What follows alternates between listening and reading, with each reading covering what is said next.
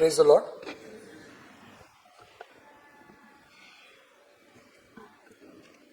पवित्र शास्त्र में से जो हम लोग स्टडी कर रहे हैं, और पुराना नियम और नया नियम, ऐसे दोनों पुस्तकों से हम अलग अलग पुस्तकों का स्टडी कर रहे हैं। और इसमें आज जो बुक का हम लोग स्टडी करने वाले नए नियम में से वो है यूहान ने लिखा हुआ पहले पत्री। तो यूहान का जो पहले पत्री है, आज हम लोग इस पुस्तक के ऊपर स्टडी करेंगे। पिछले कुछ सप्ताह में हम लोग पौलुस के लिखे हुए पत्रियों को पढ़ते आए हैं, और पिछले 3 बार लगातार पौलुस के अलग अलग पुस्तकों से जो पौलुस ने पत्र लिखे थे, उन पत्रों में से हम लोगों ने शिक्षण लिया। और मैंने सोचा था पिछले महीने कि मैं पौलुस के और जो 3 पत्री हैं, जब वो पौलुस जब तुरंग अवस्था में था या जेल में था, तब जेल में से पौलुस ने जो पत्र लिखे थे उन विषय में मैं लूँगा। परंतु जैसे पिछले महीने में मैं नए नियम का स्टडी भी कर रहा था और पढ़ा भी रहा था, तो मैंने सोचा कि पौलुस नहीं परंतु यूहान क्या जो लिखित नए नियम में बहुत सारे पुस्तक हैं, और जिसके एक भी बुक्स हम लोगों ने अभी तक देखे नहीं ये साल, तो इसमें से सबसे पहले हम लोग यूहान ने लिखी हुई जो पहली पत्री जो है, इसके ऊपर आज हम लोग मनन और चिंतन करेंगे। यूहान प्रभु यीशु मसीह के शिष्य थे, और यूहान के बारे में बहुत सारी बातें सुसमाचार में भी हम लोग देखते हैं। यूहान और उनके भाई याकूब, ये पतरस और अंद्रियास, इनके साथ ही हम लोग देखते हैं कि मछुआरे थे। और इन चारों लोगों को प्रभु यीशु मसीह ने एक साथ, जब प्रभु यीशु गलील में गए, तब ये चारों करीब करीब एक ही समय पे बुलाए गए थे। और ये चारों ने, जो 2-2 भाई है, इन्होंने अपना मच्छी पकड़ने का जो उनका व्यवसाय था, इसको छोड़कर वो प्रभु यीशु मसीह के शिष्य बन गए। और ऐसा हमको निर्देश होता है, और ऐसा लगता है, समझ में आता है कि ये चारों में लगभग जो यूहान था वो उम्र में सबसे छोटा होगा, युवा अवस्था में है, और सबसे छोटा वो है, करीबन वो 20 साल से भी कम उम्र का हो सकता है। और ऐसे अवस्था में उसको शिष्यत्व के लिए बुलाया गया है। बहुत बार ऐसा हमको लगता है कि शिष्य बनने के लिए बहुत सारा अनुभव की ज़रूरत है, या फिर बहुत सारा शिक्षण की ज़रूरत है, या फिर समाज में बहुत ज़्यादा ऊंचे पद की ज़रूरत है। परंतु हम देखते हैं कि यूहान को जब बुलाया गया होगा, तब यूहान का उम्र उतना ज़्यादा नहीं था। इसका मतलब ये भी है कि यूहान का अनुभव भी जो है जीवन का, वो भी इतना ज़्यादा नहीं है। और यीशु के जो शिष्य थे, इसमें अलग अलग प्रकार के शिष्य थे, सभी शिष्य अनोखे थे, और यूहान भी उनमें से एक अनोखा शिष्य था। परंतु हम देखते हैं कि यूहान को एक विशेष कार्य के लिए प्रभु यीशु मसीह ने चुना था, और यूहान का जो जीवन था वो बहुत विशेष था। जब बाकी सभी शिष्य, कुछ शिष्य ऑलरेडी, कुछ शिष्यों को ऑलरेडी मारा गया है, और कुछ शिष्य सेवकाई के लिए इस दुनिया में अलग अलग जगह जा चुके हैं, उस समय में यूहान ही है एक जो आसपास, इस्राएल के आसपास और जहाँ पे कलीसिया थी, उनमें सेवकाई उनकी जारी थी। और यूहान को सेवकाई में सभी बाकी के शिष्यों में से करीबन सबसे ज़्यादा अनुभव मिला, क्योंकि काफ़ी वर्षों तक उनकी सेवकाई चलती रही। और क्योंकि यूहान वो शिष्य में से भी थे जिनको प्रभु यीशु मसीह ने बहुत करीब रखा था। 3 शिष्य, पतरस, यूहान और याकूब, और ये तीनों शिष्यों को बहुत सारी जगह पर प्रभु यीशु मसीह ने अपने साथ में लेके गए थे। तो इन सभी चीज़ों के साक्षी प्रभु यीशु मसीह है। और जैसे जैसे यूहान सुसमाचार प्रचार कर रहे हैं, और जो शिष्य का जो डिसाइपल्स या शिष्य का जो जनरेशन है, वो पहली पीढ़ी से दूसरी पीढ़ी, दूसरी पीढ़ी से तीसरी पीढ़ी भी होती गई, और तीसरी पीढ़ी तक आने तक अभी यूहान अभी तक जीवित है, या फिर प्रभु यीशु मसीह के सबसे नज़दीक रहने वाले वो एकमात्र ऐसे व्यक्ति रहे हैं।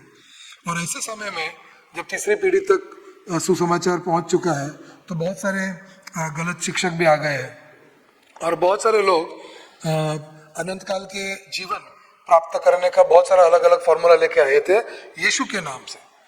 और इसीलिए यूहान विशेष करके इस पत्री को लिखते हैं ताकि अनंत काल का जीवन क्या है और अनंत काल का जीवन कौन है। और बहुत स्पष्टति से पहले यूहान की जो पत्री है इसके 5वें अध्याय के अगर हम 13वें वचन में पढ़ेंगे तो वहाँ पे यूहान बहुत स्पष्टति से बताते हैं कि उन्होंने इस पत्री को क्यों लिखा है। वो कहते हैं कि मैं जो भी बातें आपको लिखना चाहता हूँ इसलिए लिखी है ताकि जो कोई भी परमेश्वर का पुत्र के नाम पर विश्वास रखते हैं उनको ये पता होना चाहिए कि उनके पास सार्वकालिक जीवन है। तो सार्वकालिक जीवन है ये पता होने के लिए जो लोग परमेश्वर के पुत्र पे विश्वास रखते हैं उनके पास सार्वकालिक जीवन है। इसके लिए ये बात समझने के लिए उन्होंने इस पत्री को लिखा है।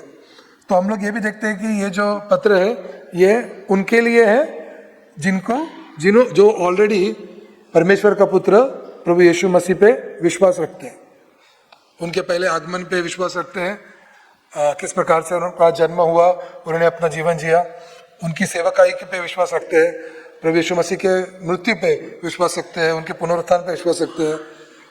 तो उन विश्वासियों को सार्वकालिक जीवन प्राप्त है और इसकी भरोसा देने के लिए, इसका कॉन्फिडेंस जो हमारे पास होना चाहिए उसके लिए ये पत्री को लिखा गया है।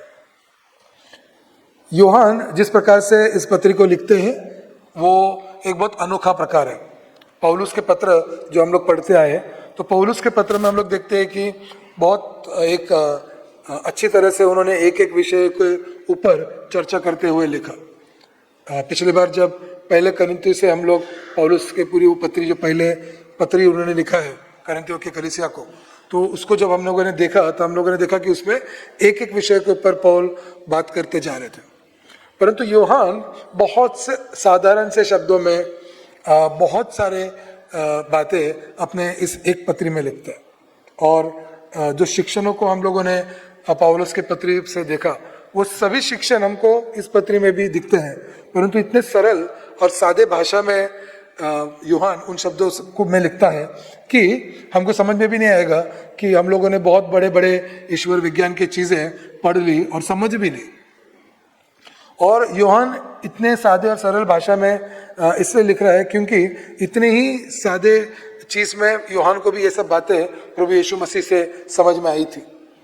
और ऐसा भी हो चुका था कि बहुत सारे लोग प्रभु यीशु मसीह के सिखाए हुए चीज़ों को और जो दूसरे भी संदेष्टे थे, प्रेषित थे, एपोस्टल्स थे, इनके भी सिखाए हुए चीज़ों को बहुत ज़्यादा उन्होंने कठिन कर लिया था, कॉम्प्लिकेटेड कर दिया था। और ये कॉम्प्लिकेशन में फिर ऐसा हो गया था कि लोगों को समझ में नहीं आ रहा था कि सही में हमको अनंत काल का जीवन मिला है क्या, हम विश्वास तो करते हैं परंतु हमारा विश्वास पूरा है क्या। और इन प्रश्नों का उत्तर देने के लिए हम लोग देखते हैं कि यूहान इस पत्र को लिखते हैं। तो आए हम लोग भी इस पत्र के अंदर मनन और चिंतन करेंगे और हम लोग देखेंगे कि कैसे यूहान अलग अलग विषयों को इसमें लेते हैं। आज जिस तरीके से हम लोग इस पत्र को देखने वाले हैं ये एक बहुत अनोखा तरीका है। बहुत साल पहले मुझे लगता है कि 10 या 12 साल पहले मैंने यही पत्रिका इसी प्रकार से स्टडी लिया था। तो जो लोग यहाँ पर थे मुझे 100% मालूम है कि उनको कुछ भी याद नहीं है, और जो लोग नहीं थे उनके लिए पहली बार रहेगा। और इसलिए मैं फिर से वही तरीका यूज़ करने वाला हूँ पहले यूहान के लिए, जो मैंने वो काफ़ी साल पहले यूज़ किया था। पहले यूहान जो है एक प्रकार से हमारे लिए जब हम इस पर सिंपल से पढ़ते हैं तो हमारे लिए एक टेस्ट होता है, इसमें एक परीक्षा होती है, और उन परीक्षा हम लोग आज लेने वाले हैं। तो आज मैं सिर्फ एक साधारण से 10 प्रश्न को पूछने वाला हूँ जो बहुत क्लियरली पहले यूहान की पत्री को पढ़ने के बाद हमको दिखता है।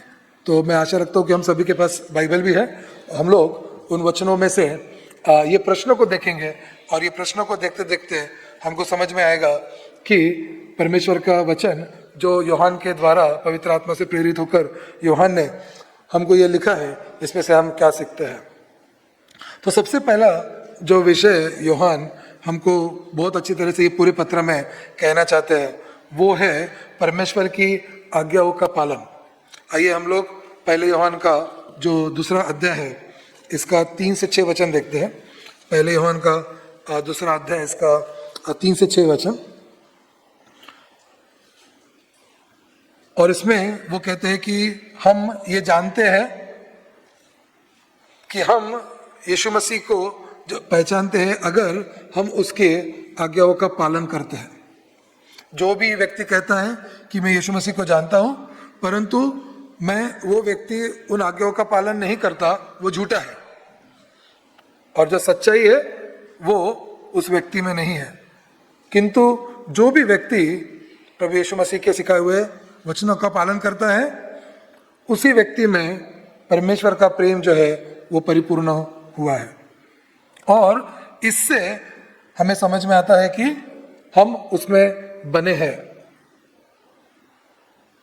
अगर इस शिक्षण को हम समझते हैं जो यूहन्ना ने बहुत स्पष्टता से हमको दिया है तो हम लोगों को आज ये खुद के अंदर झांक कर देखने की जरूरत है कि हम लोग सही में पूरी तरह से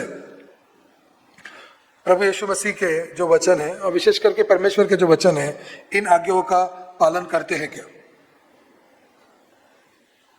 और अगर मैं आप सबसे कहूं कि 0 से लेके 10 गुणों तक आप खुद को रेटिंग दीजिए कि आप परमेश्वर का वचन का आज्ञा का पालन कितना करते हैं। ठीक है, हमें आशा रखता हूं कि आप कोई 10 तो नहीं देंगे, ठीक है। और परंतु मेरी बहुत सारी आशा है कि जो लोग विश्वास रखते हैं वो लोग 0 भी नहीं देंगे। तो मैं तो अपेक्षा कर रहा हूं कि 1 से 9 के अंदर कोई ना कोई रेटिंग हम लोग पक्का देंगे कि प्रभु यीशु मसीह के जो वचन है जो हमको बाइबल से सरल रीति से मिलता है इसका हम लोग आज्ञा पालन कितना करते हैं, है ना। क्योंकि यहाँ पर क्लियरली दिखाया है कि हम लोग देखते हैं कि अगर हम उसको जानते हैं तो हम लोग उसका आज्ञा का पालन जरूर करेंगे और फिर ही जो उसका प्रेम है वो हमारे अंदर पूर्ण होता है। इसका जो एक आइडियल रिस्पॉन्स आना चाहिए, जैसा मैंने कहा कि 0 भी नहीं होना चाहिए और 10 का मुझे मालूम नहीं, मैं परीक्षा नहीं ले रहा हूं आपकी कि आप जानते हो और वो परमेश्वर जानता है, परंतु मुझे ऐसा लगता है कि आप सभी का रेटिंग इसमें 7 से 10 के बीच में कम से कम आना चाहिए, ये उचित है। अगर 7 से कम आपको लगता है कि आपका अगर रेटिंग आ रहा है कि हम परमेश्वर का वचन इतना ही पालते हैं सर, 5 मार्क्स या 6 आप बोलते हो, ठीक है, तो थोड़ा डेंजर परिस्थिति में आप हो, ओके। क्योंकि फिर आप अगर बोलते हो कि हम प्रभु यीशु मसीह को जानते हैं तो ये शायद से आपका जानना काफी नहीं है, आप बहुत कम जानते हो। अगर आप 7 पे हो तो मैं शाबाशी दूंगा कि आप अच्छा प्रोग्रेस कर रहे हो और इसका मतलब है कि आपको और प्रोग्रेस करने की जरूरत है। दूसरा प्रश्न हम लोग देखेंगे, जो दूसरा प्रश्न आने वाला है। दूसरा प्रश्न के लिए पहले हम इसके आगे के वचनों को देखेंगे जो दूसरा ही अध्याय का 9 से 11 है। दूसरा अध्याय के 15 से 17 वचन।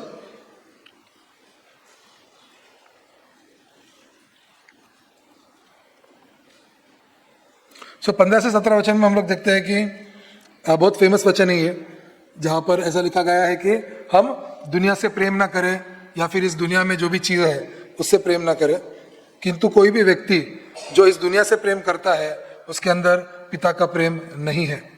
और जो भी इस दुनिया से प्रेम करता है उसके अंदर शरीर की अभिलाषा है, आंखों की अभिलाषा है, और जो भी इस जीवन में उनको प्राप्ति हुई है उस जीवन का उनको घमंड है। और ऐसा व्यक्ति पिता की ओर से नहीं है किंतु वो इस दुनिया का ही है। ये दुनिया जो है वो बीतते जा रहा है, ये दुनिया के साथ जो ये दुनिया के जो भी लालसा है वो भी बीतते जा रहे हैं, परंतु जो भी परमेश्वर में स्थिर है वही हमेशा हमेशा के लिए जीवित रहेगा। और इसके लिए जो अगला प्रश्न आता है वो ये आता है कि हम लोग जो इस दुनिया के पाप के पैटर्न्स हैं या इस दुनिया के पाप के तरीके हैं जिसमें लालच है, अशुद्धता है और घमंड है, इन चीज़ों को हम लोग प्राथमिकताएं देते हैं या फिर इनको छोड़कर हम प्राथमिकताएं को, परमेश्वर की प्राथमिकताएं क्या है हमारे जीवन में, इसको ढूंढते हैं। तो ये प्रश्न ऐसा है कि हम लोग कितना रिजेक्ट करते हैं इस दुनिया की चीजों को। वापस हमको मालूम है कि स्केलिंग आपके मन में आपको सोचना है, 0 से 10 में आप क्या बोलते हो? How much do you reject the sinful patterns of this world? जो इस दुनिया के तौर तरीके हैं, पाप में तौर तरीके हैं, इसको आप कितने तरीकों से छोड़ते हैं, रोकते हैं अपने जीवन में? अगर आपका उत्तर 0 है तो फिर तो आप यीशु मसीह को जानते ही नहीं, है ना। और मैं आशा रखता हूँ कि किसी का भी 0 नहीं होगा। अगर 10 है तो बहुत अच्छी बात है, मुझे भी मिली है। मैं भी आपसे पूछूंगा कि आप 10 कैसे मेंटेन कर रहे हैं, क्योंकि 10 रेटिंग मैं भी खुद को नहीं दे पाता हूँ। किंतु अगर 1 से लेके 10 के बीच में आप लोग हैं, और वापस से मैं बोलूँगा कि यहाँ पर भी अगर आप 7 या 8 के ऊपर नहीं है तो आप डेंजर परिस्थिति में हो। इसके लिए सबसे अच्छा उत्तर तो 9 होगा या 10 होगा कि दुनिया के बातों को आप टालते हो या पाप में आप नहीं गिर पाते हो, ऐसा बोलना। किंतु हम ये भी देखते हैं कि इस वचन में जैसा लिखा है बहुत स्पष्ट तरीके से कि तुम प्रेम करते हो, और प्रेम का मतलब होता है कि आप लोग प्राथमिकताएं किसको देते हैं। आपके जीवन में प्रथम कौन है? क्योंकि आप जिससे प्रेम करोगे वही आपके जीवन में क्या होगा? प्रथम होगा। आप जिससे प्रेम करोगे वही आपके जीवन में क्या होगा? प्रथम होगा। कुछ पिछले महीने में मैं बहुत सारे टेस्टिमनीज सुनते सुनते आ रहा हूँ, और उनमें से कुछ टेस्टिमनी मैंने सुना। कुछ लड़कियां थे 20 साल के और कुछ 30 इयर्स के कुछ और थे उनके साथ, और उन लोगों के टेस्टिमनी सुन रहा था, और वो बता रहे थे कि किस प्रकार से उन्होंने अपने जीवन में पहले प्राथमिकताएं परमेश्वर को छोड़कर बाकी चीज़ों को दिया, और फिर जैसे जैसे वो परमेश्वर में बढ़ते गए उनको परमेश्वर के वचन से समझ में आते गए कि कैसे कैसे अभी उनको उन चीज़ों को प्राथमिकताएं नहीं देनी चाहिए, परंतु परमेश्वर को प्राथमिकता देनी चाहिए। और ऐसा करते करते उन्होंने ये भी बताया कि कभी कभी हमको ऐसा लगता है कि हम कुछ लोगों को जब प्राथमिकताएं देते हैं, कुछ रिश्तों को भी हम प्राथमिकताएं देते हैं, तो वो चल जाता है। और वो लोग ने फिर से ऐसा भी साक्ष्य दिया कि अभी हम प्रभु में चलकर भी काफ़ी साल हो चुके हैं, फिर भी अभी भी हम प्रभु को प्राथमिकता देने के बजाय कुछ रिश्तों को प्राथमिकताएं देते हैं, कुछ लोगों को प्राथमिकताएं देते हैं, और अभी भी कुछ चीज़ों को हम प्राथमिकताएं देते हैं। और ये लड़कियां रो रही थी ये बताकर कि हम कैसे इस बात से फेल हो जाते हैं। हम किससे प्रेम करते हैं? हम सही में परमेश्वर को प्रेम करते हैं क्या? और हम हमारा जीवन इस प्रकार से जी रहे हैं क्या कि हम इस जो संसार की बात है, जो हमें परमेश्वर से दूर लेके जा रहा है, हम अभी तक उन्हीं बातों को पकड़ के हुए रखे हुए हैं। ये आपका रेटिंग है, आपको रेटिंग इस पे देना है खुद के लिए, ताकि आज जब हम कलीसिया में एक साथ आए हैं तो हम इस बात को भी समझ सकें। तीसरा जो प्रश्न मैं बताना चाहता हूँ वो दूसरे अध्याय में भी है, पर हम लोग क्योंकि यूहान हर एक चीज इस पत्री में 2-2, 3-3 बार कहते हैं, 5वें अध्याय के 3 वचन से मैं वो बताना चाहता हूँ। और 3 वचन में ऐसा लिखा है कि यही चीज परमेश्वर का प्रेम है कि हम उसकी आज्ञा का पालन करते हैं। और ये बात हम लोगों ने पहले भी पढ़ा, परंतु यूहान और एक चीज वहां पे लिखते हैं कि और परमेश्वर की जो आज्ञाएं हैं वो बोझ नहीं है। परमेश्वर की जो आज्ञाएं हैं वो बोझ नहीं है। अगर परमेश्वर की आज्ञाएं बोझ नहीं है तो इसका मतलब है कि हम सभी ने 0 से 10 के इसमें बोलना चाहिए कि 10 में से 10 बार हम परमेश्वर की आज्ञा पालन करते हैं, क्योंकि परमेश्वर की आज्ञा हमें बोझ नहीं लगती। ठीक है, ये सच्चाई है कि परमेश्वर की आज्ञा बोझ नहीं है, क्योंकि ये परमेश्वर के वचन में लिखा है। परंतु हम लोगों को, हम में से बहुत लोगों को बहुत बार या कुछ लोगों को कुछ बार परमेश्वर का आज्ञा पालन करना बोझ लग सकता है। परमेश्वर का आज्ञा पालन करना बोझ लग सकता है।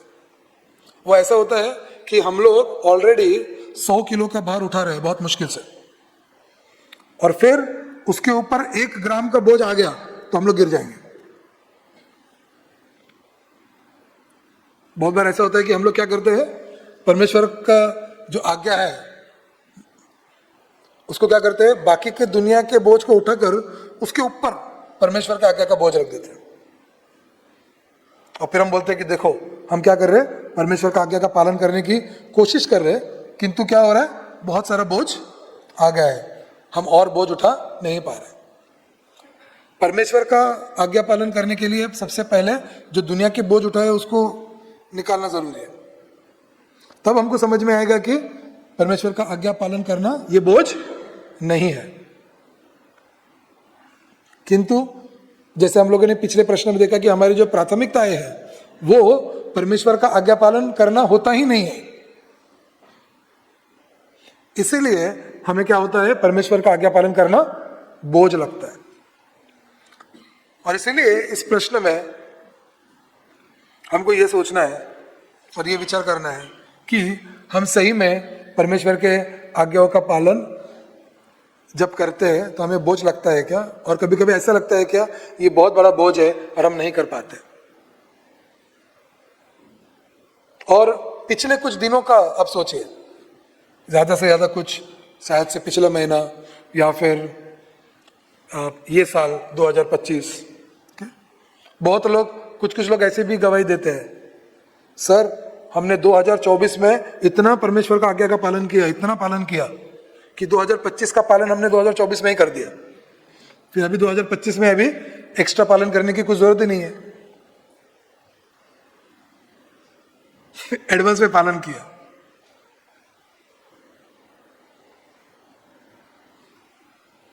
परमेश्वर का आज्ञा पालन ऐसा नहीं होता है ना, हम सभी को समझता है, सभी को परमेश्वर का आज्ञा पालन हमेशा करते रहना है, और अगर वो बोझ नहीं है तो वो हम लोग हमेशा कर सकते हैं। परमेश्वर का वचन कहता है कि परमेश्वर का आज्ञा पालन करना बोझ नहीं है, परंतु आप लोगों को अपने जीवन में झांक कर देखना पड़ेगा कि आपको बोझ लगता है कि नहीं लगता है। अगला प्रश्न है, और अगला प्रश्न मेरा एक सबसे ज्यादा फेवरेट है इसमें से, वो आता है पहले अध्याय के 8 से 10 वचन में भी और दूसरे अध्याय के भी इसमें भी है, पहले 2 वचन में। 8 से 10 वचन में हम लोग देखते हैं कि यूहन्ना ऐसा कहता है कि अगर हम कहते हैं कि हम में कोई भी पाप नहीं है तो हम खुद को धोखा देते हैं, हमारे अंदर सच्चाई नहीं है। किंतु अगर हम हमारे पापों की कबूली करते हैं तो वो मतलब परमेश्वर विश्वासु है, वो हमारे पापों को क्षमा करेगा और हमें सभी प्रकार के अनैतिकता से शुद्ध कर देगा। परंतु अगर हम ऐसा कहते हैं कि हम पापी नहीं है तो हम उसको मतलब परमेश्वर को और यीशु को झूठा ठहराते हैं और उसका वचन हमारे अंदर नहीं है। तो ये बहुत सिंपल सा टेस्ट है, और ये टेस्ट में क्या है कि पिछले कुछ दिनों में आपने कितने बार अपने पाप का कबूली किया है और उसके लिए पश्चाताप किया। ठीक है, पिछले कुछ दिनों में आपने कितने बार आपके पाप की कबूली की है परमेश्वर के पास और पश्चाताप किया है।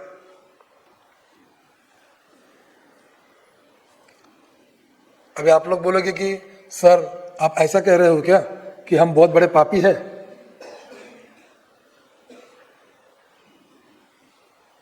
हमने तो पिछले कुछ दिनों में पाप नहीं किया है, उसके पहले का जो पाप किया है उसका कबूली करके हमने पश्चाताप पहले ही कर दिया था। अगर ऐसा आपका उत्तर है तो इसका मतलब आप 10 हो, आप बहुत नजदीक हो क्रिस्त के समान बनने के लिए। किंतु अगर जैसा इन वचनों में लिखा है आप इस पर विश्वास रखते हैं और ये बात को मानते हैं कि यहाँ पे क्लियरली लिखा है कि अगर आप बोलते हो कि आप पापी नहीं हो तो आप कौन हो? आप खुद को धोखा दे रहे हो, आप परमेश्वर को झूठा कह रहे हो, खुद को धोखा दे रहे हो, सच्चाई नहीं है तुम्हारे अंदर, और परमेश्वर को झूठा कहलवा रहे हैं। यहां पे ऐसा लिखा है कि हम हमारे पापों की कबूली करने के लिए परमेश्वर के पास आए, किंतु हमें से बहुत लोग ऐसा मानते हैं कि हम तो पापी हैं ही नहीं, हमसे पाप होता ही नहीं है ना। हम क्या करते हैं, हर बार इस प्रकार से आज्ञा का पालन करते हैं कि हर बार 100% हमसे आज्ञा पालन हो जाता है। पाप का एक सिंपल सा व्याख्या ऐसा भी होता है कि जब एक मार्क होता है, जो आर्चरी खेलते हैं या डार्ट्स खेलते हैं हम लोग जब, है ना, और उसमें अगर वो बुल्स आई में नहीं गया तो इसका मतलब क्या हो गया, आपने उस चीज को मिस कर लिया। और पाप का एक बहुत आसान सा व्याख्या ये होता है कि यू मिस द मार्क, कि जो मार्क था, जो एग्जैक्ट टारगेट था, उसको आपने क्या कर दिया, मिस कर दिया। और ऐसा हो चुका है कि हम लोग इस बात को जानते हैं कि बहुत बार उस मार्क को या जो परमेश्वर हमसे चाहता है इसको हम पूरी तरह से कर नहीं पाते, किंतु हम उसके लिए कबूली नहीं करते, हमें पश्चाताप नहीं होता, हमें लगता है कि ये चलता है। और हमको इसलिए लगता है ये चलता है क्योंकि परमेश्वर का अनुग्रह हमारे ऊपर है, क्योंकि परमेश्वर का अनुग्रह हमारे ऊपर है, और इसीलिए हमें ऐसा लगता है कि छोटा मोटा तो हमसे नहीं हो पाएगा ना, तो वो चल जाता है। और इसीलिए हम लोग क्या करते हैं, कबूली नहीं करते। और ये आदत हो गई है हम लोगों को, हम अपने पापों की कबूली नहीं करने की आदत हो गई है। और मुझे बहुत दुख होता है इस बात के लिए कि हम लोग जो सब जन इकट्ठा आते हैं, हम लोग भी पापों की कबूली नहीं करते या समय नहीं देते पापों की कबूली करने के लिए। परंतु मुझे लगता है कि जब भी रविवार के दिन हम लोग इकट्ठा होते हैं, ये समय इसके लिए भी होता है कि हम क्या करें, हमारे पापों की कबूली करें, कि कैसे हमसे छूट गया कोई आज्ञा पालन करना। जो परमेश्वर ने हमारे जीवन में कार्य किया है, इसका साक्ष्य हम देते हैं जरूर, परंतु पापों की कबूली परमेश्वर के पास करना, और कम से कम हम इतना तो बता सकते हैं कि पिछले हफ्ते में थोड़ा मेरा ज्यादा पाप हुए तो मुझे ज्यादा कबूली करना पड़ा, पिछले हफ्ते में थोड़ा मैंने कम पाप किया था तो मेरी कम कबूली हो गई। कल का दिन मुझे ऐसा लगा कि मैं अभी यीशु मसीह जैसा ही बन गया हूं, क्योंकि कल मैंने कोई पाप किया ही नहीं, एकदम परफेक्ट था मैं।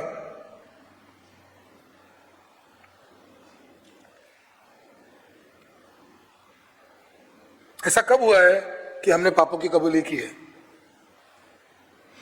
याद रखो, जो लोग पापों की कबूली नहीं करते ना, इसका मतलब है आप लोग मन में ये सोच रहे हो कि आप पापी नहीं है। और पापों की कबूली का मतलब यह नहीं होता, नहीं नहीं, हम पवित्र वचन को मानते हैं, वचन में ऐसा लिखा है सभी पापी है, इसलिए हम भी पापी है। सभी पापी है इसलिए तुम भी पापी हो, ये पापों की कबूली नहीं होती।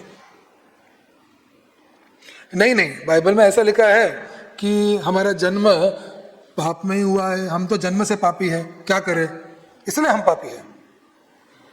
मैं इस विषय में भी बात नहीं कर रहा हूं।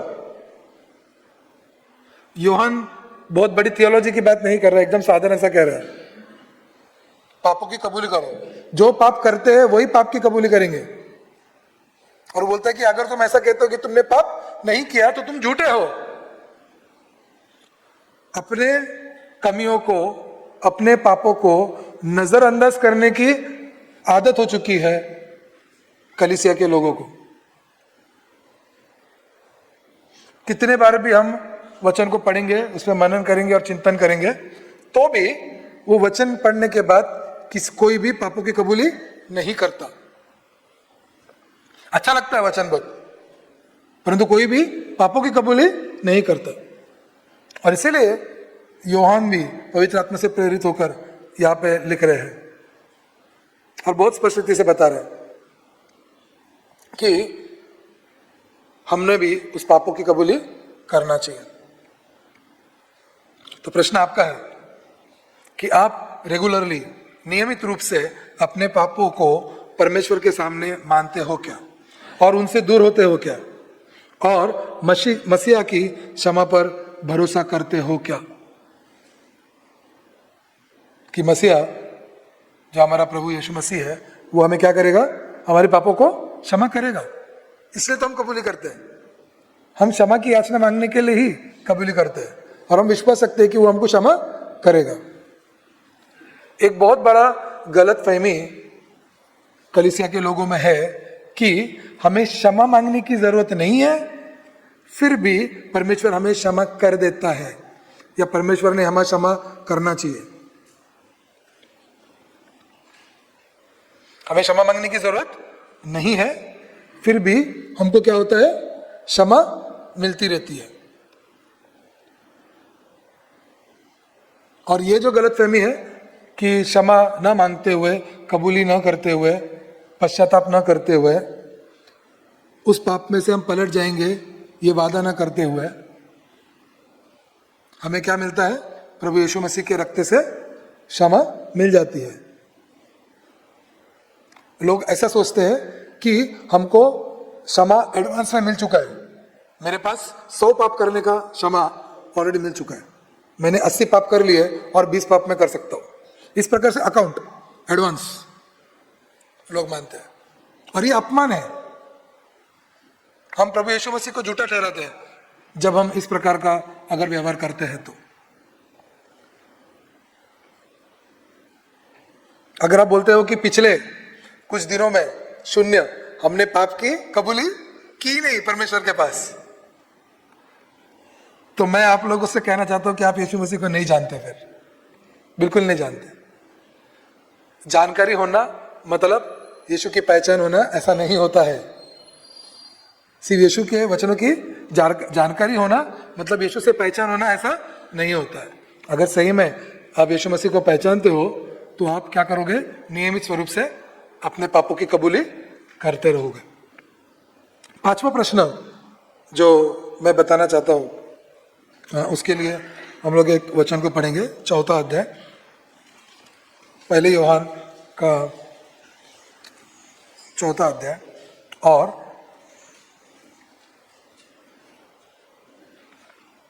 1 से 3 वचन को हम लोग देखेंगे कि प्रियजनों, हर एक आत्मा पे विश्वास मत करो, किंतु ये जो आत्मा आते हैं इनकी परीक्षा लो और देखो कि ये परमेश्वर के ओर से है क्या, क्योंकि बहुत सारे झूठे संदेशे इस दुनिया में जा चुके हैं। किंतु आप परमेश्वर की आत्मा को पहचानते हो कि हर एक आत्मा जो ये कबूली करता है कि यीशु मसीह शरीर रूप में परमेश्वर से आए हैं, इसका जो कबूली करते हैं, और हर एक आत्मा जो ऐसा कबूली करते हैं कि प्रभु यीशु मसीह नहीं आए हैं, ये आत्मा कौन है, क्रिस्त विरोधी आत्मा है, क्योंकि वो यीशु मसीह में विश्वास नहीं रखते कि वो परमेश्वर का पुत्र शरीर रूप से आए। तो यहाँ पर और भी 2-3 रेफरेंसेस हैं जहाँ पर मैं नहीं जाऊँगा। दूसरे अध्याय में भी 22 और 23 वचन में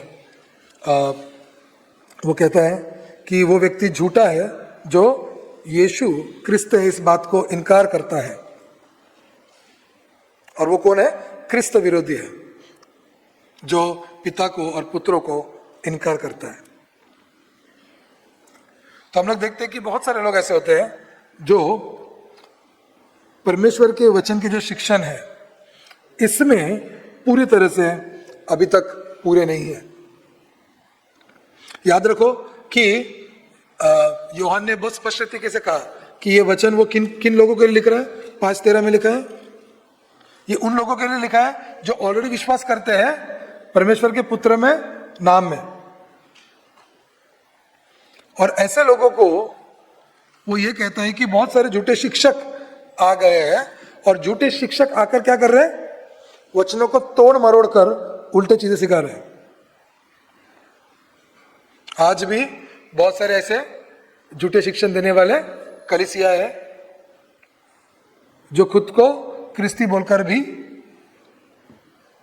या फिर खुद को क्रिस्ती नहीं बोलकर भी एक प्रकार से क्रिस्ती धर्म का प्रचार करते हैं, और इनके पास बहुत सारे अलग अलग झूठे शिक्षण है। बहुत सारे लोग परमेश्वर ये मनुष्य बन सकता है इसका विश्वास करने के लिए तैयार ही नहीं है। और पहले उस समय से जब मरिया के कोख में प्रभु यीशु आए, उस समय से लेकर तो मरने तक, पुनरुत्थान तक और स्वर्गारोहण तक यीशु जो है वो पूरी तरह से मनुष्य है और यीशु पूरी तरह से परमेश्वर भी है। इस बात को भी मानने के लिए तैयार नहीं है। बहुत लोग ये मानते हैं कि अच्छा परमेश्वर तो है, परंतु अगर यीशु मनुष्य था तो वो परमेश्वर नहीं है, ऐसे बोलने वाले भी लोग हैं। कुछ लोग बोलते हैं कि हाँ नहीं, यीशु तो एक मनुष्य था, परंतु जो दैवीपन है या परमेश्वर का जो आत्मा है वो उसके अंदर आ गया, इसलिए उसने जो पूरी सेवकाई है और बाकी की चीजें की, और इसीलिए यीशु जो है वो ईश्वर नहीं है। और ऐसे बहुत सारे गलत शिक्षण हम लोग देखेंगे कि परमेश्वर के वचन को ही लेकर उल्टा पुल्टा पढ़ाने वाले लोग हैं। और इसीलिए परमेश्वर का वचन का स्टडी करते हुए, शिक्षण लेते हुए, उस पर मनन करते हुए पिछले कुछ दिनों में आपने ये विश्वास किया क्या या कबूल किया क्या कि हाँ यीशु, हम तुझ पे विश्वास रखते हैं कि तू सही में परमेश्वर का पुत्र है जो स्वर्ग में था और स्वर्ग से इस पृथ्वी पर एक मनुष्य बनकर आया। और मनुष्य बनकर मतलब डायरेक्टली एक बड़ा पुरुष बन के नहीं आया।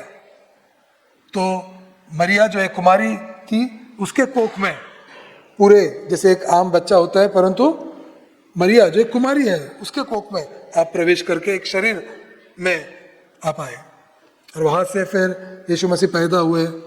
एक जैसे एक साधारण से बच्चे का पूरा आयुष्य होता है वैसा आयुष्य अपने जीवन जिया है, परंतु आपके अंदर पाप नहीं था, आपने कोई भी पाप नहीं किया। आपने हमेशा आपके जीवन में 100% हर एक आज्ञाओं का पालन किया, परमेश्वर का गौरव किया। और फिर जब सेवकाई चालू हुई तो सेवकाई में भी जो भी चीजें पूर्ण करनी थी वो सभी चीजों को आपने पूरा किया है। इस पृथ्वी पे जब आप आए तब से आप पूरी तरह से मनुष्य बन गए।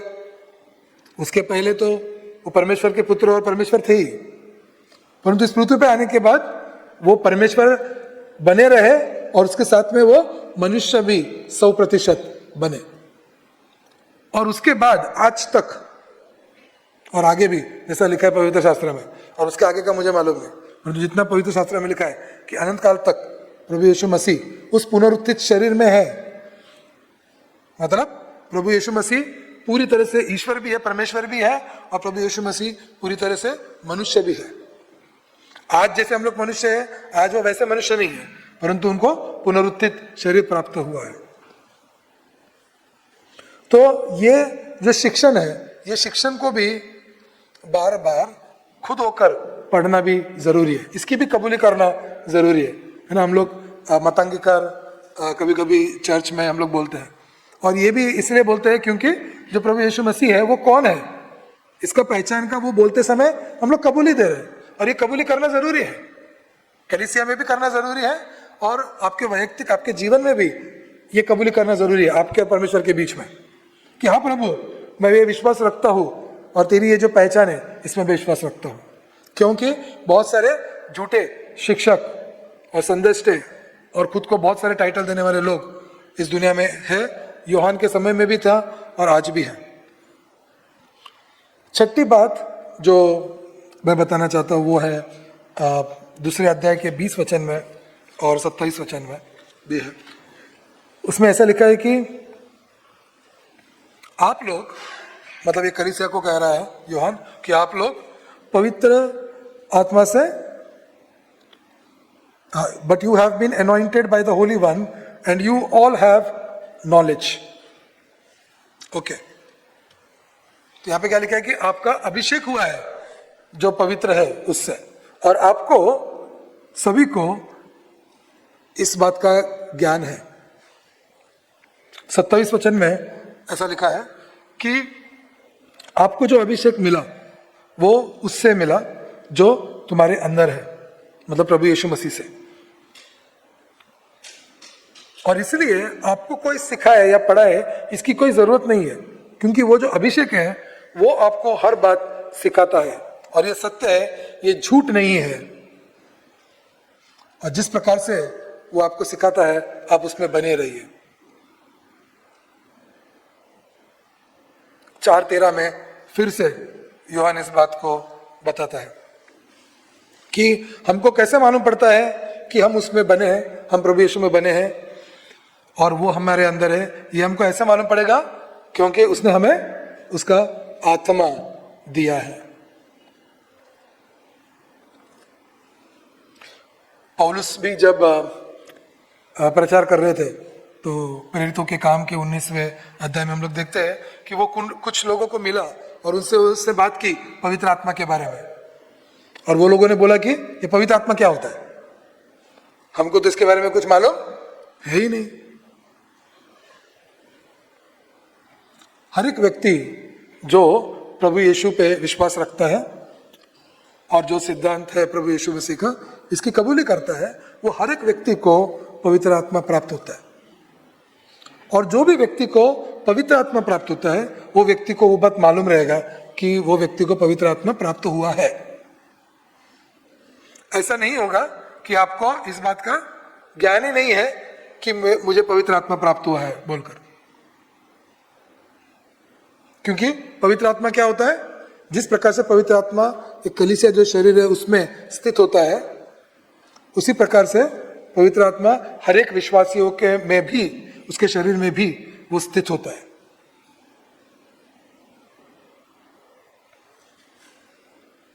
और ये कैसे समझ में आएगा आपको कि पवित्र आत्मा आप में है, क्योंकि पवित्र आत्मा आपके अंदर कार्य करेगा। पवित्र आत्मा आपको कन्विक्शन लाएगा, आपको डांटेगा, आपको मार्गदर्शन करेगा, और पवित्र आत्मा आपको आश्वासन भी देगा जब आप पवित्र वचन से द्वारा जाते हो। तो वापस आप सोचिए 0 से 10 केस में कि पवित्र आत्मा ने आपको पिछले बार कब डांटा, कब टोचनी दी, कब मार्गदर्शन किया, कब जब आप वचन को मनन या चिंतन कर रहे थे या फिर सुन भी रहे थे तो पवित्र आत्मा ने आपको उस बात को समझाया। अगर ऐसा नहीं हुआ है आपके जीवन में, या फिर ये रेगुलरली आपके जीवन में नहीं होता है ऐसा, तो फिर ये बहुत बड़ा डाउट है कि आप सही में प्रभु यीशु मसीह पे विश्वास रखते हो क्या। क्योंकि यूहन्ना हर एक चीज, मैं जो भी बातें बोल रहा हूँ, सबके लिए 3-3, 4-4 रेफरेंस है यही पत्री में, सब रेफरेंस में पढ़ भी नहीं रहा हूँ। बार बार यूहन्ना इन बातों को बता रहा है और कह रहा है, और इसलिए आज ये बात जांचने की जरूरत है। कुछ लोग ऐसा बोलते हैं कि नहीं नहीं सर, आप बराबर बोल रहे हो कि मैं तो पापी हूं, मैंने पिछले हफ्ते बहुत सारे पापों की कबूली की, परंतु ये पाप हमको बताने वाला भी पवित्र आत्मा ही होता है। क्योंकि अगर पवित्र आत्मा हमारे अंदर है और अगर हम कुछ भी परमेश्वर के विरुद्ध कार्य करने की कोशिश करते हैं तो पवित्र आत्मा क्या करेगा, हमको वहीं पे डांटेगा, टोचेगा और बोलेगा नहीं ये पाप है, ये नहीं करना चाहिए। और इसीलिए भी बहुत लोग अपने पाप को नहीं जानते और नहीं समझ पाते, क्योंकि वो लोग ने क्या किया है, विश्वास ही नहीं रखा है और पवित्र आत्मा को कार्य करने के लिए रोक के रखे। अपने हृदयों को इतना कठिन कर दिया है उन्होंने कि पवित्र आत्मा का प्रवेश उनके जीवनों में नहीं होता।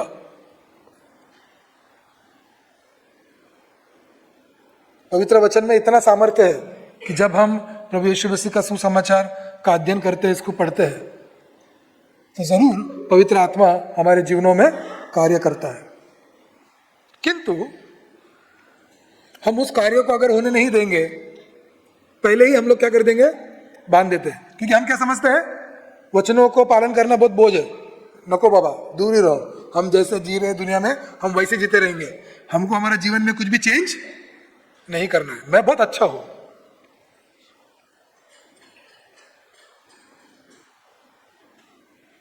जो क्रिस्ती व्यक्ति ऐसा बोलता है मैं बहुत अच्छा हूं, ये और बहुत डेंजर है, बहुत ज्यादा डेंजर है। क्योंकि आपको इसलिए कबूल नहीं करना है, आपको पवित्र आत्मा को आपके जीवन में काम करने नहीं देना है। यूहान इसलिए लिख रहा है ये चीजें क्योंकि ऐसे फील गुड लोगों को अच्छा अच्छा बोलने वाले बहुत सारे प्रचारक आ गए थे जो अच्छी अच्छी बात कर रहे थे। आप तो सब परमेश्वर के बच्चे हो, आप सब स्वर्ग में जाने वाले हो, आपको सब आशीष मिलेगा, आपका सब अच्छा होगा।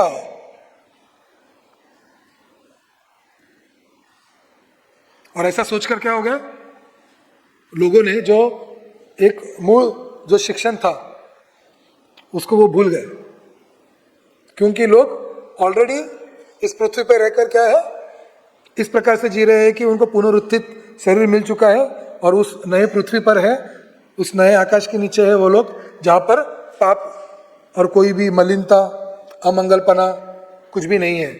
इस प्रकार से जीने का ढोंग करते हैं।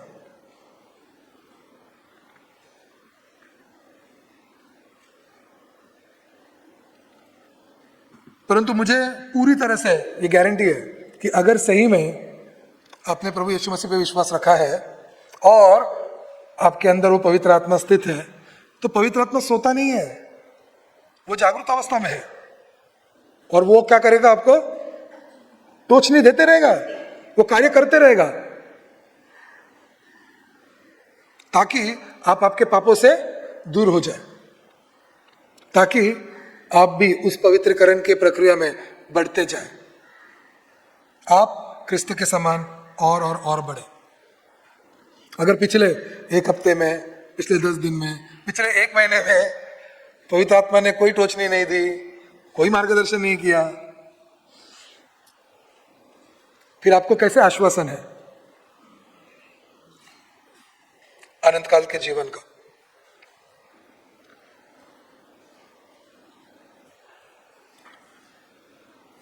पहले यूहन्ना के 3 अध्याय के 4 वचन से आगे अगर हम देखेंगे तो इसमें एक बहुत अच्छे विषय को यूहन्ना लिखते हैं, और ये विषय को लिखते समय यूहन्ना बहुत प्यार से बात करते हैं। इसकी शुरुआत 2 अध्याय के 28 वचन से ही होती है और वो ऐसा कहता है कि छोटे बच्चों, 28 वचन में, और फिर 3 अध्याय के 2 वचन में ऐसा भी बोलता है कि हम परमेश्वर के बच्चे हैं। परंतु 4 वचन से आगे फिर वो इस प्रकार से लिखता है कि जो कोई भी पाप की आदत करते रहते हैं या फिर एक आदत के जैसा वो पाप करते हैं, अनीति वो प्रैक्टिस करते रहते हैं,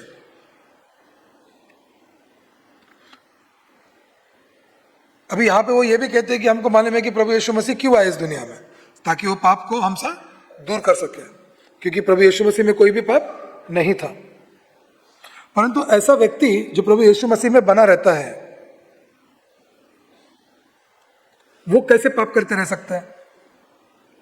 क्योंकि प्रभु यीशु मसीह में जैसे हम बने रहेंगे, उसके पाप क्या होने चाहिए? उसके पाप की आदत टूट जानी चाहिए।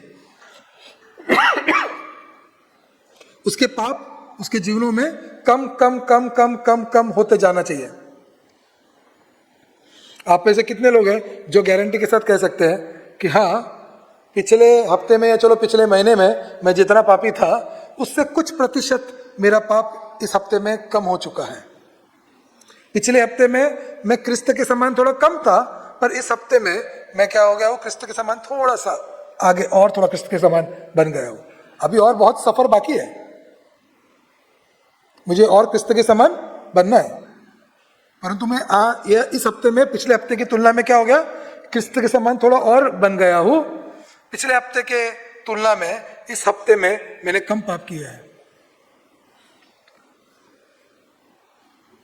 परंतु वो पहले के जो प्रश्न के उत्तर थे उसके उत्तर पे भी निर्भर है कि अभी तुम इस प्रश्न का क्या उत्तर देने वाले हो।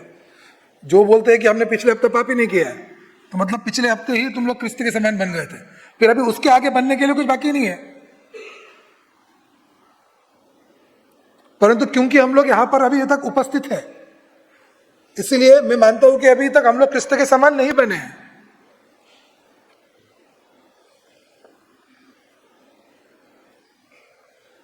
अगर पूरी तरह से 100% हम क्रिस्त के समान बन जाते हैं तो मुझे लगता है कुछ तो चमत्कार होता उधर, कुछ तो प्रभु और अनोखा कार्य करता उस व्यक्ति के द्वारा, ऐसा कुछ करता जिससे हमको पता चलता कि नहीं नहीं यही सही तरीका है 100% बनने का। परंतु ऐसा नहीं है।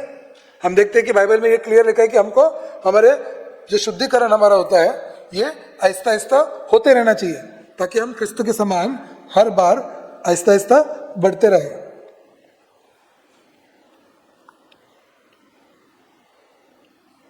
हिसाब जो है ये हम लोग नहीं रखना चाहते, हिसाब जो है वो हम लोग नहीं रखना चाहते। बहुत लोग डरते हैं हिसाब रखने के लिए कि हम क्रिस्त के समान कितना बढ़े।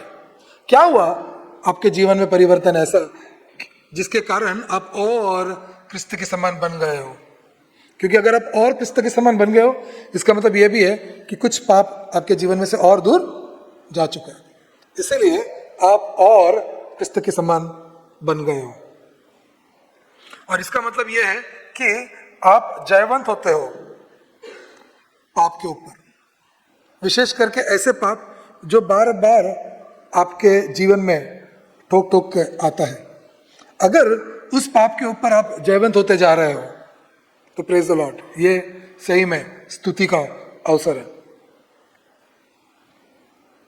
सो have you been more victorious against सिन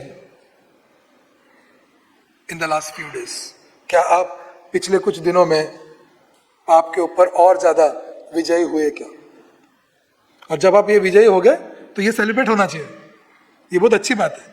और इसीलिए आप जो विजयी होते हो है ना, उसका भी आपने हिसाब रखना चाहिए कि ऐसा टेम्पटेशन आया था परंतु पिछले बार मैं फेल हो गया था, इस बार मैं फेल नहीं हुआ।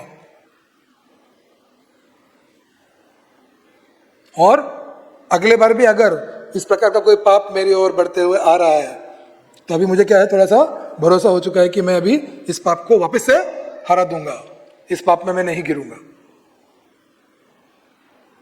और इस प्रकार से हमारा जीवन आगे बढ़ते जाना चाहिए। याद रखिए कि हम क्रिस्त के समान बनने की प्रक्रिया में हैं, क्रिस्त के समान अभी तक बनी नहीं है। इसका मतलब यह है कि हम पूरी तरह से परफेक्ट नहीं है, परंतु परफेक्ट नहीं है ये बहुत लोगों को बहाना मिल जाता है। और वो लोग क्या बोलते हैं कि इस दुनिया में तो कोई भी परफेक्ट नहीं है, इससे चल जाता है। परंतु पवित्र वचन में बार बार ऐसा लिखा गया है कि हमारा परमेश्वर परफेक्ट है, इसलिए हमने भी वैसा बनना चाहिए। और ये बनने की प्रक्रिया में हम लोग सतत रहना चाहिए, और ये बात बहुत जरूरी है। अगला वही चीज आता है इसमें कि हम लोगों ने होलीनेस या क्रिस्त के समान बनने के लिए कोशिश करते जाना चाहिए। और हम लोग कितना कोशिश करते हैं कि हमारे विचारों में, जो भी हम मुख से शब्द बोलते हैं उसमें, जो कृति हम लोग करते हैं इसमें हम पवित्रता में रहेंगे। हमारे विचारों में, बोले गए शब्द में और हमारी कृति में हम हमेशा पवित्र ही रहेंगे। तीसरे अध्याय के 2 और 3 वचनों में ये स्पष्ट रीति से लिखा गया है। तीसरा अध्याय के 3 वचन में ऐसा लिखा है कि जो कोई भी परमेश्वर में प्रभु यीशु मसीह में आशा रखे हुए हैं वो क्या करेंगे? खुद को शुद्ध करेंगे, जिस प्रकार से हमारा प्रभु यीशु मसीह भी शुद्ध है। तो ये जो शुद्धता की प्रक्रिया है इसके लिए जरूर परमेश्वर हमें मदद करता है, परंतु इसकी जिम्मेदारी हमको भी लेना है, ऐसा क्लियरली लिखा है। इंग्लिश में लिखा है कि एवरीवन हु दस hopes in him purifies himself, वो खुद को शुद्ध करेगा पवित्र आत्मा के मार्गदर्शन से और पवित्र वचनों से और इसका आज्ञा पालन करके।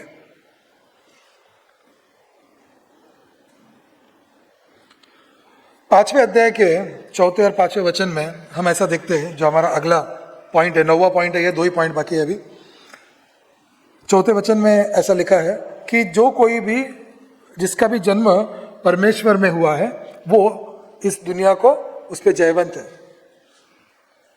और ये जो हम जयवंत है इस दुनिया के ऊपर, ये हमारे विश्वास से हमें मिलता है। और क्या है हमारा विश्वास? कि प्रभु यीशु मसीह परमेश्वर का पुत्र है। यही बात 4 अध्याय के 4 वचन में भी लिखा गया था। वहां पर वो बोलता है कि छोटे बच्चों, जो तुम परमेश्वर से हो और तुमने क्या किया है, इस दुनिया की बातों को जीता है, क्योंकि जो तुम्हारे अंदर है वो जो इस दुनिया में है उससे बड़ा है. Who is in you is greater than who he is in the world. और इस जयवंत वाले जीवन को, तो ये जयवंत वाले जीवन का मतलब क्या है? जयवंत वाले जीवन का मतलब यह है कि कभी कभी सिर्फ पाप ही नहीं परंतु ऐसे भी कुछ परीक्षाएं आएगी जो तुम्हारे विश्वास को क्या कर सकता है? कम कर सकता है. और फिर क्या होगा कि इस दुनिया की बातें जो है तुम्हें पूरी तरह से घेर देगी. प्रभु यीशु मसीह भी जब एक अच्छे जमीन का दाखला, एक पैराबल जो है जमीनों का पैराबल जब बताते हैं कि किस प्रकार के 4 अलग अलग प्रकार की जमीन है, उसमें एक जमीन में जब वचन का बीज चले जाता है वो झाड़ बढ़ना चालू तो होता है परंतु फिर क्या होता है? संसार की बहुत सारी बातें होती है, उसकी चिंताएं होती है, कांटे होते हैं, तकलीफें होती है जो जीवन में आता है और फिर क्या होता है? विश्वास को डगमगा देता है. परंतु अगर पिछले कुछ दिनों में आपने ऐसा जीवन जिया है कि चाहे कोई भी संकट क्यों ना आए, चाहे कितना भी दबाव इस दुनिया से क्यों ना आए, या फिर आध्यात्मिक भी तुम्हारे ऊपर कितना भी अटैक क्यों ना हो, इसके बावजूद भी आपका जो विश्वास था वो उतना ही था, दृढ़ रहा. अब इसमें विश्वास बढ़ा नहीं है, आपका विश्वास दृढ़ रहा है. चाहे कुछ भी अन्याय आपके खिलाफ हुआ हो, वेदनाएं आपने सहन की हो, आध्यात्मिक अटैक आपके ऊपर हुआ हो, फिर भी आपका विश्वास हलता नहीं है, कम नहीं होता. तो इसका मतलब आप सही मार्ग पे हो. परंतु अगर जीवन में कष्ट आने के बाद, दुख आने के बाद, वेदनाएं होने के बाद आपका विश्वास डगमगाता है कि प्रभु तू है क्या नहीं है, मैं विश्वास रखूं कि नहीं रखूं, ऐसा कैसा हो गया मेरे जीवन में मेरे साथ, तो फिर क्या है? और प्रार्थना की जरूरत है. और शायद से प्लीज आके इसको बात करो ताकि कोई ना कोई व्यक्ति कलीसिया में से आपके साथ मिलकर प्रार्थना कर सके. क्योंकि हर एक संकट में भी, हर एक परिस्थिति में भी परमेश्वर हमसे फिर भी उतना ही प्यार करता है. और परमेश्वर है हमारे साथ, परमेश्वर है हमारे साथ. और इस अनंत काल का जीवन हमको पक्का मिला है, ये भरोसा दिलाने के लिए ही इन वचनों को लिखा गया है. आखिरी जो बात है, जो प्रश्न है, जो इसको स्टडी करने के बाद हमको मिलता है, वो ये है कि आपने पिछले हफ्ते में ऐसे कुछ जो शिक्षण है, जो गलत शिक्षण है, जिसके बारे में हम लोगों ने पहले से थोड़ा सा देखा, इसको आपने अपने जीवन से निकाल दिया है क्या, या धिक्कारा है क्या, या रिजेक्ट किया है क्या? बहुत बार ऐसा होता है कि कुछ लोग एक प्रकार से एक ककून में रहते हैं. ककून मतलब एक कवर होता है, आप उधर ही रहते हो और फिर दुनिया से आपका कुछ भी लेना देना नहीं होता. परंतु हम में से बहुत सारे लोग क्या है, इस पाप से भरे हुए दुनिया के बीच में है, एग्जैक्टली बीच में. और जब हम इस पाप से भरे हुए दुनिया के बीच में रहते हैं तब हम उनकी बातों के अनुसार हम भी उनके जैसे बन जाते हैं, या फिर हम उनको रिजेक्ट करते जाते हैं उन बातों को.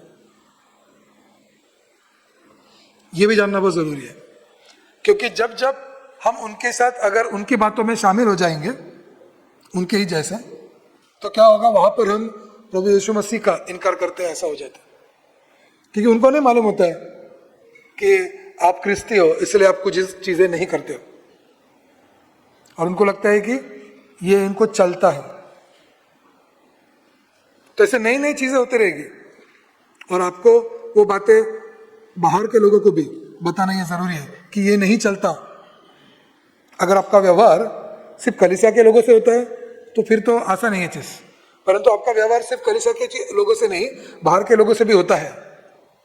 तो आप एक क्रिस्ती हो, इसलिए आपके जीवन में ऐसे कौन सी चीजें हैं जो नहीं चलता और उनको वो बात का मालूम पड़ गया. या फिर कोई व्यक्ति जो है वो तुम्हारे साथ काफी दिनों से है, हफ्तों से है, महीनों से या सालों से है, और उनको मालूम ही नहीं है कि आपको कुछ चीजें नहीं चलती, नहीं चलती. परंतु आप जब उनको ये बात नहीं बताते कि आप क्रिस्ती होने के कारण आपको कुछ चीजें नहीं चलती है, और इसलिए नहीं, और सिर्फ इसलिए नहीं कि आप धार्मिकता का ढोंग कर रहे हो, परंतु इसलिए क्योंकि आप खुद एक अभिषिक्त व्यक्ति हो।